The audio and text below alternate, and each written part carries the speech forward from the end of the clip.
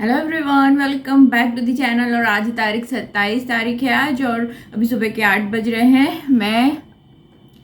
मैं रेडी हो गई हूँ। बस अब हम लोग थोड़ी देर में निकलेंगे, क्योंकि पहले चाय पियेंगे, ब्रेकफास्ट करेंगे और उसके बाद फिर डिसाइड करते हैं कि पहले कहाँ जाना है। क्योंकि आज हमें दोनों जो जगह जानी है ना, वहाँ पे एक मिनट कर्टन थोड़ा।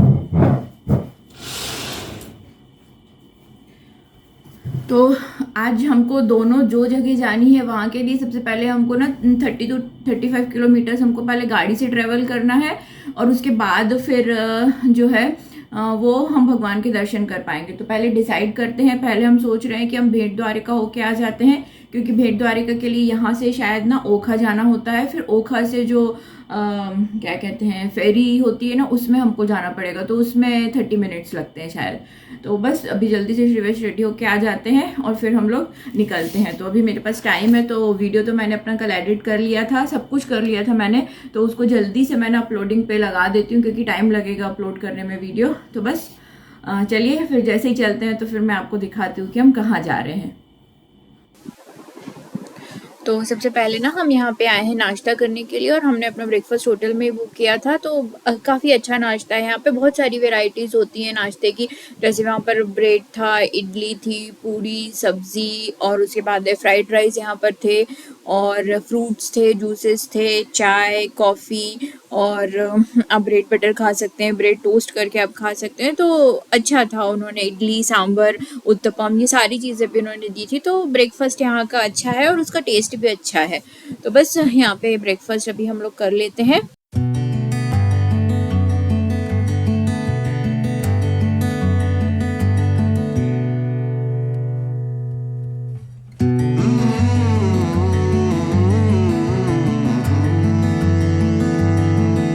नाश्ता हमारा हो गया है और अच्छा था, नाश्ते का मेन्यू अच्छा था। और बस अब हम लोग जा रहे हैं पहले ओखा। तो पहले जाएंगे भेंट द्वारिका। भेंट द्वारिका के लिए ओखा है यहाँ से लगभग 58 किलोमीटर हमने अभी देखा है। तो बस हम निकल गए हैं, 1 घंटे में पहुंच जाएंगे, और उसके बाद वहां से जाएंगे हम भेंट द्वारिका। तो चलिए चलते हैं। ओखा या तो आप रोड से जा सकते हैं या आप ट्रेन से भी जा सकते हैं। दोनों में टाइम जो है ना वो सेम लगता है, और ओखा पहुंचते पहुंचते तक आपको समंदर के जो दर्शन है ना वो होने लगते हैं।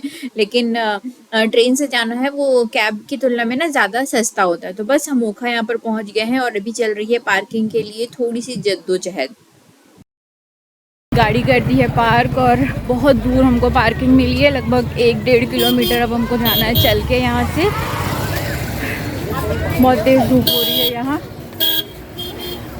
तो अगर आप यहाँ भेंट द्वारिका के लिए वीकेंड्स पे या फिर लॉन्ग हॉलीडेज पे आना चाहते हैं ना, तो एक सजेशन है कि आप हमेशा जल्दी से आएँ, क्योंकि आपको बिल्कुल पार्किंग नहीं है यहाँ पे। पूरी पार्किंग जो है वो भरी हुई है। हमने बहुत दूर जो है गाड़ी पार्क की है। तो चलिए अब पता करते हैं कि फेरी के लिए कहाँ से जाना है, और फिर मिलते हैं। धूप बहुत ज़्यादा तेज़ हो रही थी, और जहाँ से हमको फेरी मतलब बड़ी वाली जो नाव है वो हमको मिलेगी भेंट द्वारिका जाने के लिए, तो वो लगभग 1.5 किलोमीटर था। तो इसलिए हमने सोचा चलिए एक ऑटो में बैठ जाते हैं। तो हमने यहाँ पर वो जो ऑटो रहती है ना 10 रुपीज़ में, सारे लोगों को वो जो पार्किंग से वहां तक छोड़ के आ रही थी। तो हम अभी फिलहाल उसमें ही बैठ गए हैं, और अभी हम जा रहे हैं फेरी की तरफ। लेकिन अगर आप ट्रेन से आते हैं ना तो 0.5 किलोमीटर ही आपको, बहुत नज़दीक है वहां से।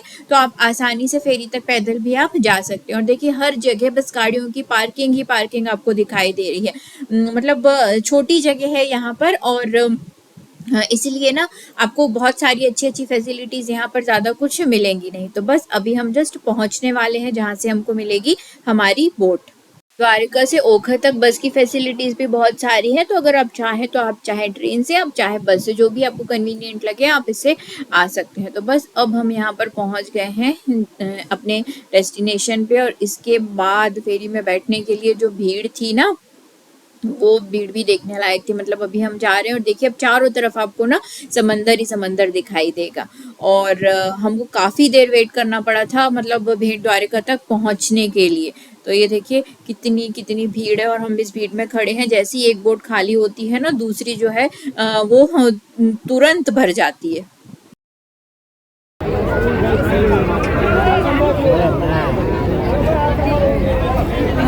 પાછું આવ્યું જો ઓલા બેનને બીમારી है ને ભરેલું એટલે પાછું આવ્યું છે ये मोटर इमरजेंसी है कि जल्दी आप भरो जा रहे हैं अभी हम लोग भेड़ द्वारिका और 20 रुपीज़ पर हेड यहाँ का जो चार्ज है वो है और लगभग 20 मिनट लगेंगे ऐसा पढ़ा था मैंने। अब देखते हैं हम कितनी देर में हम पहुँचते हैं। और ये देखिए समुद्र, मैं जस्ट बैठी हूँ एकदम पास में यहाँ।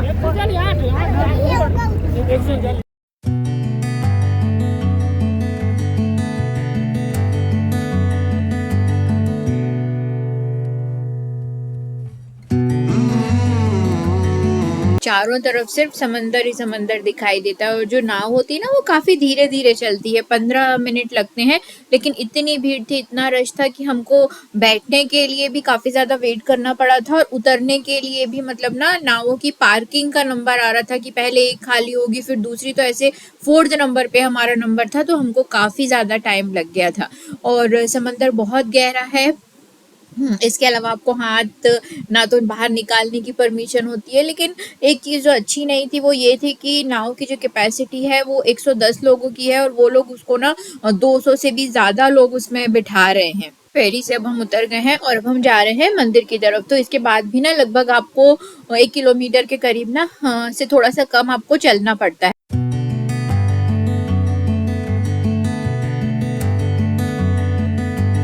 पाइनएप्पल और नारियल पानी खाने पीने की आपको कोई प्रॉब्लम नहीं होगी। बहुत सारी दुकानें हैं, आपको आसानी से खाना पीना यहाँ पे मिल जाएगा। बस हाइजीन का ना थोड़ा सा इशू है क्योंकि बहुत छोटा सा टापू है और बहुत यहाँ पर क्राउड था ना, तो गंदगी भी बहुत हो रखी थी। छोटी छोटी दुकानें हैं आसपास और अब बहुत सारी शॉपिंग यहाँ से जो भी लोकल जो चीज़ें हैं वो यहाँ से खरीद सकते हैं। तो चलिए बस अब हम पहुँचने वाले हैं यहाँ पर मंदिर और यहाँ पर भीड़ आप देखिएगा कितनी भीड़ है।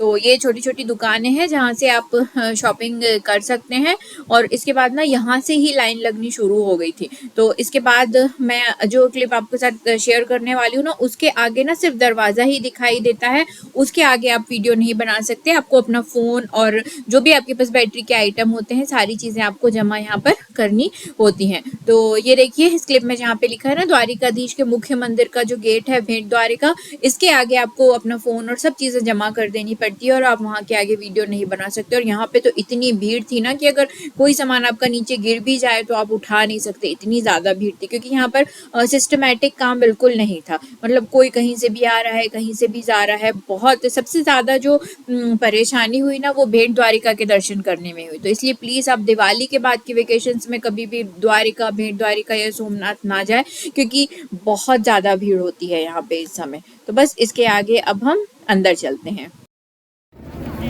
टाइम हो रहा है, अभी बज रहे हैं 1:30 और इतनी ज़्यादा भीड़ है। हम अंदर दर्शन करके आ गए हैं अभी बाहर वापस।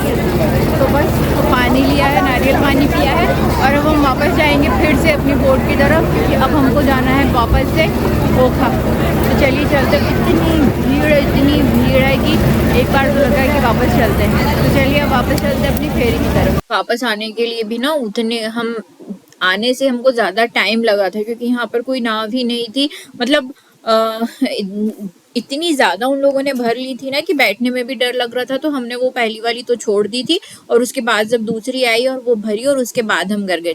यहाँ पर अब प्राइवेट अपनी एक बोट जैसी कर सकते हैं लेकिन वो बहुत ज़्यादा चार्ज करते हैं। वो एक मतलब आप चाहे 2 रहें चाहे आप पूरी फैमिली रहें वो 1500 ही उसका चार्ज करते हैं। तो 10 मिनट 15 मिनट की मतलब सवारी के लिए आप 1500 पे करो, ये बिल्कुल अजीब सी बात है। इसीलिए और वो लेके आपको उतना ही जाते हैं, कोई वो आपसे अलग से वो आपको समुद्र का कोई चक्कर नहीं लगाते, ऐसा कुछ भी नहीं होता। तो बस यहाँ पर हम एक दूसरी नाव में चढ़ गए थे और इसके बाद हमको बहुत ज़्यादा वेट करना था पार्किंग, मतलब जब नाव की जो पार्किंग हुई ना उसके बाद हम लगभग आधा घंटा खड़े रहे, फिर हमको नाव से उतरने का मौका मिला। मतलब इतनी ज़्यादा वहाँ पे जगह की कमी है नाव से उतरने के लिए।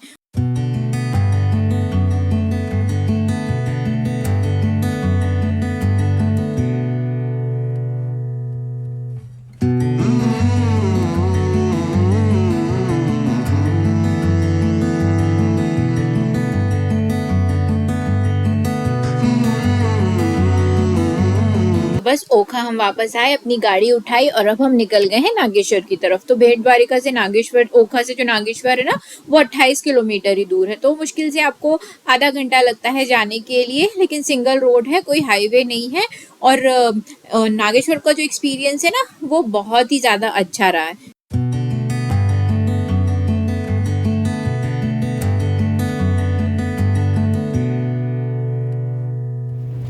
अभी हम लोग पहुँचे हैं नागेश्वर ज्योतिर्लिंग, बहुत पास में है ये भेट द्वारिका से, करीब 22 किलोमीटर है। तो बस अब हम चलते हैं, पार्किंग के लिए भी बहुत सारा स्पेस है यहाँ। और मैं आपको बैक कैमरे से दिखाती हूँ, सामने ही मंदिर दिख रहा है। देखिए गाड़ी पार्क हो गई है और बिल्कुल मंदिर ना सामने ही दिखाई देता है। यहाँ पर बहुत ज़्यादा चलने की ज़रूरत नहीं, भीड़ हालांकि यहाँ पे भी थी, हम शाम के समय यहाँ पर पहुँचे थे। लेकिन यहाँ पर एक सिस्टम के हिसाब से काम होता है, मतलब जाने के लिए एंट्री गेट, एग्जिट गेट, सारी चीज़ें अलग अलग है, तो भीड़ का उतना एहसास नहीं होता है। तो अभी हम अंदर चलते हैं और लेफ्ट हैंड साइड पे यहाँ शिव जी की एक बहुत ही विशाल प्रतिमा बनाई गई है, जो मैं आपको ना बाद में दिखाऊंगी। तो देखिए सामने ही लिखा है नागेश्वर महादेव। और जो भी लोग भेट द्वारिका जाते हैं तो ज़्यादातर लोग, मतलब 95% लोग भेट द्वारिका के बाद ना नागेश्वर आते ही हैं, क्योंकि एक ज्योतिर्लिंग जो है ना वो और यहाँ पे आने के बाद पूरा हो जाता है। तो मेरा 6वां ज्योतिर्लिंग है, जो 12 में से मैंने अपना 6 ज्योतिर्लिंग जो है वो मैं अभी तक भगवान के दर्शन कर चुकी हूँ। तो चलिए अब अंदर चलते हैं। अच्छा, ये जो नागेश्वर ज्योतिर्लिंग है ना, ये नागेश्वर ज्योतिर्लिंग दारू कावन ऐसा आपको पढ़ने के लिए मिलता है। तो इसका जो नाम पड़ा है ना वो इसीलिए, मतलब दारूका नाम की एक राक्षसी थी और जो पार्वती जी से जिसको वरदान प्राप्त हुआ था, इसकी एक पूरी कहानी है। आप गूगल में जाके सर्च कर सकते हैं, या फिर यहाँ पे बहुत सारी किताबें मिलती हैं जहाँ से आप लेके इसके बारे में जो पूरी जानकारी है ना वो आप प्राप्त कर सकते हैं। तो जब भी आप नागेश्वर जाएं, गूगल में आप टाइप करें ना, तो आप नागेश्वर और दारू कावन ज़रूर टाइप करें, क्योंकि नागेश्वर के नाम से ना बहुत सारे यहाँ पर शिव जी के टेम्पल हैं। तो इस बात का आप ज़रूर ध्यान रखें जब भी आप सर्च करें। रेलिंग बनी है और ये काफी लंबी रेलिंग है, मतलब मंदिर के अंदर भगवान के दर्शन करते तक आपको ये रेलिंग ना सेपरेट दिखाई देंगी। तो 2 रेलिंग्स होती है, जिसमें 2 रो को, मतलब एक साथ भगवान जी के जो दर्शन है ना वो होते होंगे। तो ये मंदिर के अंदर का ही परिसर है। देखिए मैंने दर्शन कर लिए हैं, और यहाँ पे हालांकि लिखा था कि आप वीडियो नहीं बना सकते, लेकिन सारे लोग यहाँ पे फोटो खींच रहे थे, वीडियो बना रहे थे। तो ये मंदिर का हॉल है, हालांकि ज्योतिर्लिंग के तो मैं वीडियो नहीं बना पाई थी, लेकिन ये मंदिर के हॉल का जो वीडियो है ना ये मैंने यहाँ कैप्चर कर लिया था, कि मंदिर में बहुत बड़ा हॉल है अंदर। और अब मैं आ गई हूँ एग्जिट से बाहर, यानी मंदिर का जो प्रांगण है ना मैं वहाँ आ गई हूँ। तो ये भी काफी बड़ा है, बहुत बड़ी जगह पे ये मंदिर बना हुआ है। तो आसपास घूमने के लिए देखिए, यहाँ पर अगर मैं अभी जा रही हूँ तो यहाँ पे ये यज्ञशाला है, यहाँ पर कोई का पूजा होती होगी तो यज्ञ होता होगा, एक यज्ञशाला है। यहाँ पर एक देखिए ये एक छोटा सा, यहाँ क्या लिखा था, गोमुख रस गंगा लिखी थी, पर यहाँ पर कुछ भी नहीं था। तो ये मुझे समझ में नहीं आया, मैंने पूछा भी पर किसी ने मुझे मतलब सेटिस्फैक्ट्री आंसर इसमें नहीं दिया। यहाँ अगर दूसरी तरफ आप जाते हैं ना तो एक नदी जैसी आपको दिखाई देती है। तो यहाँ देखिए नदी है या तालाब है, इसके बारे में भी यहाँ पर कुछ भी नहीं लिखा था। तो ये एक हो गया, और बस एक तरफ नदी तालाब हो गई, और बाकी 3 तरफ तो आपको मतलब जो रहने की जगह है, घर वर आपको वो दिखाई देंगे। तो ये चारों तरफ इस तरीके से मंदिर में आपको दिखाई देगा। एक तरफ मंदिर में यहाँ पर ना, तब अभी तो चलते हैं बाहर हम, इस तरीके से पूरा मतलब एक सर्कल लगाने के बाद जब आप आते हैं ना, मंदिर बहुत अच्छा है, मतलब बहुत ही अच्छा है। नागेश्वर का जो मंदिर है बहुत सुंदर है, और कोई चीज़ की कोई परेशानी नहीं है। तो आप आराम से शांति से बैठ के ना यहाँ पे आप जाप भी कर सकते हैं, और आप अपना थोड़ा सा टाइम यहाँ स्पेंड भी कर सकते हैं। मतलब ऐसी मारा मारी, धक्का मुक्की, ये सब चीज़ें नहीं है। हाँ, बस भगवान के दर्शन करने के लिए आपके पास एक प्रॉपर 5-10 सेकेंड का टाइम होता है, उसके बाद आपको लाइन में आगे बढ़ना पड़ता है। उससे ज़्यादा वो लोग यहाँ पर रुकने नहीं देते हैं। तो बस देखिए मैं पूरा एक चक्कर लगा के ना मंदिर का, अभी मैं वापस से मंदिर के सामने आ गई हूँ।